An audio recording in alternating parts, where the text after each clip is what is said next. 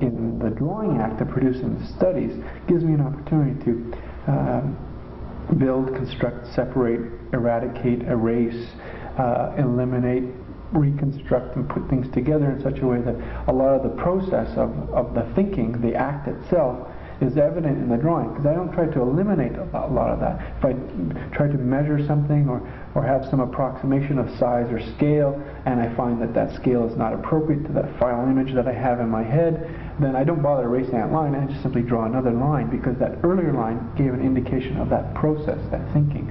Or if there was a smudge or a smear or a change in color that didn't seem to fit with the final image, I didn't try to eradicate it or hide it or disguise it. I left it there as an indication of the type of process that was underway in the attempt to get to that final form. Now, as you mentioned, these are obviously studies for the piece behind us. Now, how do you feel about presenting studies as, I guess, finished pieces of art? Well, the drawing as a concept, I mean, drawing is both a noun and a verb. You know, we talk about a drawing as a product, and we talk about drawing as a process. And I don't like to make a distinction between the two, necessarily as being clearly demarcated or having a distinct separation between them. I think what we see in terms of the product is evidence of the process, and when we are involved in looking at the process behind the drawing, we're seeing the drawing as a product as well. So it's sort of a reciprocal effect. And seeing them as finished forms, they are finished because they are at a stage where someone comes in front, stands in front of the work, and it's closed. And nothing else is going on. It's finished.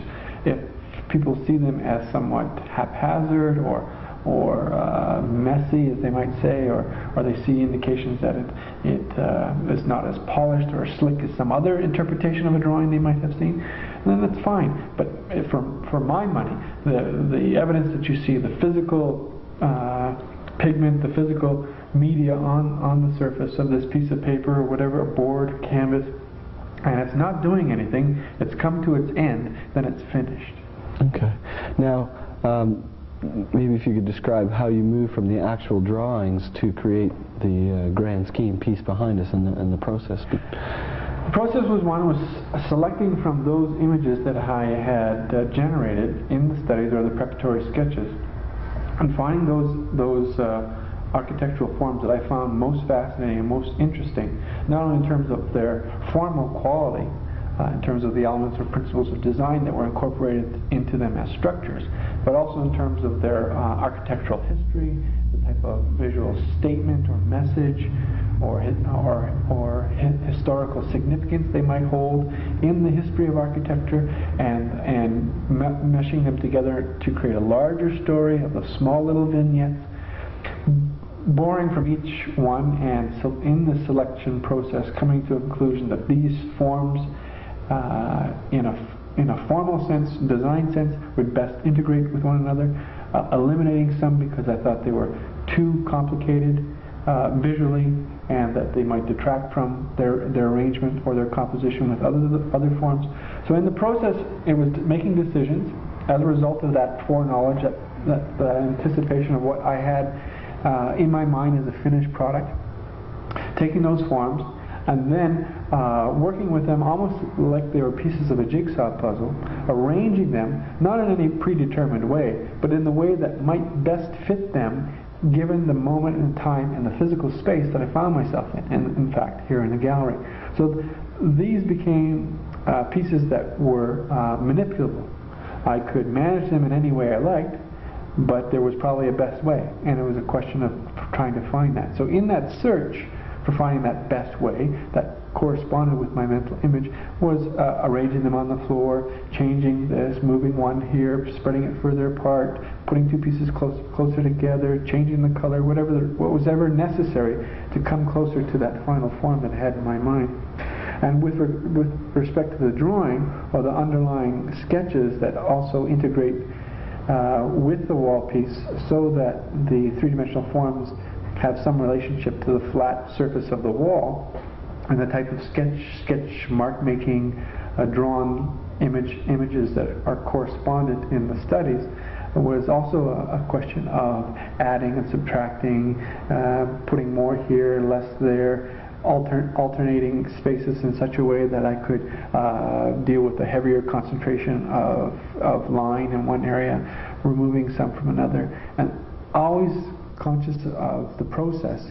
And in that consciousness, realizing that eventually it was going to come to some fruition or some closure as best as I was able to meet that final product. So it's a site-specific work in the sense that it came together at this site. Mm-hmm. It wasn't put together in my studio. It wasn't predetermined there and then simply lifted and brought here and installed. Mm-hmm. It happened here. The process took place here, and the consequence was a result of that type of search, that discovery, that intuitiveness, that predetermined planning, all coming together, all coming to a finality here at the gallery. Okay. Now, I guess the only sort of predetermined works were the three-dimensional pieces that obviously created before you started working here. Now, how did you find that process of constructing them? And I mean, they are architectural forms, but they're obviously, could not support anything of any matter. Mm-hmm. So they're almost artificial architectural forms. Yes, they are. They're more like three-dimensional drawings. Mm-hmm. I mean, the lines that I make with a pencil as it's dragged and makes a mark across the surface is no different than taking a line of wood and allowing it to extend into space. It's still a track that the eye follows. It's also a way of containing or leading the vision of the viewer in such a way that it's controlled by the art maker, because that viewer or the spectator looks at that line, whether it's a line on the wall or a line as seen by a piece of wood, as an extension in space, real or imaginary. And working with the three-dimensional forms, as you say, they're not architecturally sound or engineeringly sound in such a way that they can support weight or whatever, and they're attached to the wall in ways that will not only accommodate shadow being cast on the wall, but also integrate with the drawn lines. So you have this interplay between the flat surface of the wall, the lines that are drawn on the surface, on the flat surface. You have the lines that are drawn in space in three-dimensional terms, existing away from the wall, and therefore dealing with very traditional attempts that artists have used for thousands of years in creating this illusion of space. Now, some of that space is in fact illusory. It gives the hints or indications of heights or depths or recesses or extensions in space, and others are actually real. These things do stick out from the wall, and there's no doubt about it, because you can go up and you can physically touch them. And it's that type of interplay that happened in the process of creating the piece on the wall that I find intriguing or interesting, and I hope the viewer does too. Okay, well, Jim, it's a very intriguing show, as a matter of fact, and I think it's well worth a view, and thank you for being here. Thank you.